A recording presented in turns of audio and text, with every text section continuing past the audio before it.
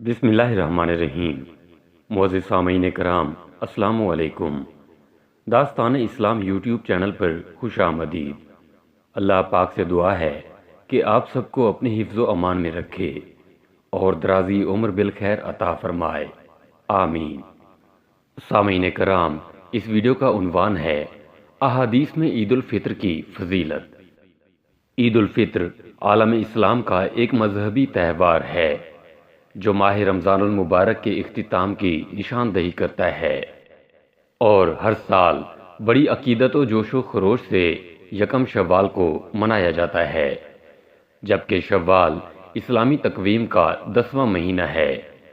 عید عربی زبان کا لفظ ہے جس کے معنی خوشی، جشن، فرحت اور چہل پہل کے ہیں، جبکہ فطر کے معنی روزہ کھولنے کے ہیں، یعنی روزہ توڑنا یا ختم کرنا۔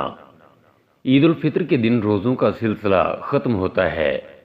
اس روز اللہ تعالی بندوں کو روزہ اور عبادت رمضان کا ثواب عطا فرماتے ہیں، لہٰذا اس تہوار کو عید الفطر قرار دیا گیا ہے۔ احادیث میں عید الفطر کی فضیلت۔ حضرت سیدنا عروہ بن زبیر ام المومنین حضرت سیدہ عائشہ رضی اللہ تعالیٰ عنہا سے روایت کرتے ہیں کہ انہوں نے فرمایا کہ امیر المومنین حضرت سیدنا ابو بکر صدیق رضی اللہ تعالیٰ عنہ آئے اور میرے پاس انصار کی 2 لڑکیاں جنگ میں شہید ہونے والوں کے منظوم مناقب پڑھ رہی تھیں اور ان لڑکیوں کا پیشہ گانے کا نہیں تھا، تو حضرت سیدنا ابو بکر صدیق رضی اللہ تعالیٰ عنہ نے فرمایا کہ یہ شیطانی باجا اور رسول اللہ صلی اللہ علیہ وآلہ وسلم کے گھر میں، اور وہ عید کا دن تھا۔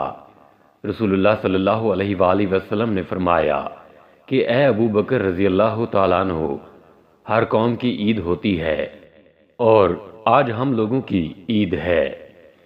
حضرت سیدنا انس بن مالک رضی اللہ تعالیٰ عنہ روایت کرتے ہیں کہ انہوں نے فرمایا کہ رسول اللہ صلی اللہ علیہ وآلہ وسلم عید الفطر کے دن جب تک چند چھوہارے نہ کھا لیتے عیدگاہ کی طرف نہ جاتے، اور آپ صلی اللہ علیہ وآلہ وسلم چھوہارے طاق عدد میں کھاتے تھے۔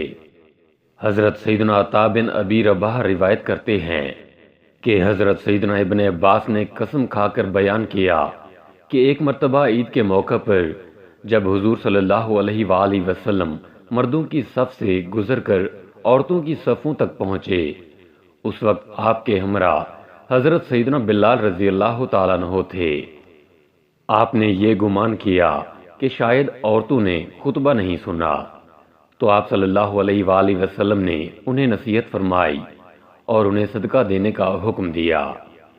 پس کوئی عورت بالی اور انگوٹھی ڈالنے لگی اور حضرت سیدنا بلال رضی اللہ تعالیٰ عنہ اپنے کپڑے کے کنارے میں لینے لگے۔ جس نے عیدین کی رات یعنی شب عید الفطر اور شب عید الاضحیٰ طلب ثواب کے لیے قیام کیا، اس دن اس کا دل نہیں مرے گا جس دن لوگوں کے دل مر جائیں گے۔ حضرت سیدنا عبداللہ بن عباس رضی اللہ تعالیٰ عنہ کی ایک روایت میں یہ بھی ہے کہ جب عید الفطر کی مبارک رات آتی ہے تو اسے لیلۃ الجائز یعنی انعام کی رات کے نام سے پکارا جاتا ہے۔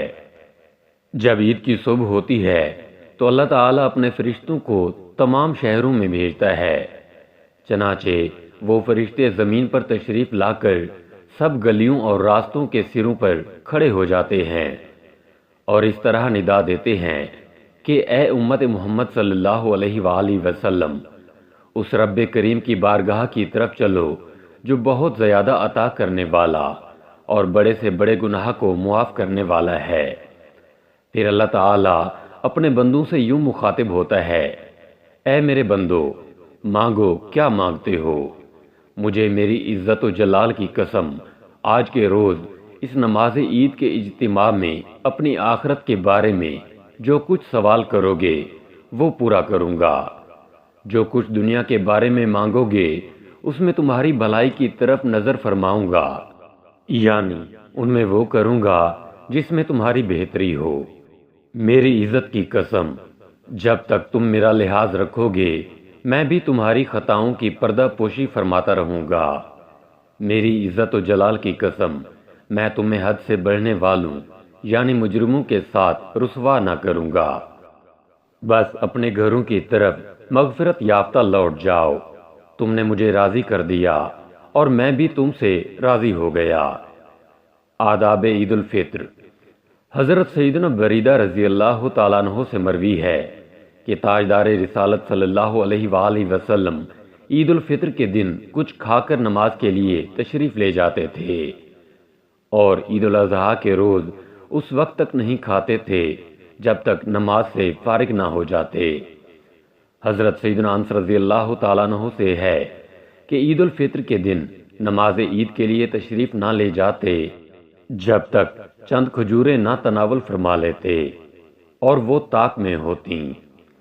حضرت سیدنا ابو ہریرہ رضی اللہ تعالیٰ عنہ سے روایت ہے کہ نبی اکرم صلی اللہ علیہ وآلہ وسلم عید کو نماز عید کے لیے ایک راستے سے تشریف لے جاتے اور دوسرے راستے سے واپس تشریف لاتے۔ خلاصہ کلام یہ ہے کہ عید الفطر اسلامی تہوار ہے اور اس کی بڑی فضیلت وارد ہوئی ہے۔ عید الفطر کو اسلامی تعلیمات کے مطابق منانا چاہیے اور کسی ایسے فعل کا ارتکاب نہیں کرنا چاہیے جو اللہ تعالیٰ اور اس کے رسول صلی اللہ علیہ وآلہ وسلم کی ناراضگی کا باعث بنے۔ اللہ تعالیٰ ہمیں عید الفطر کی برکات سے مالا مال فرمائے، آمین۔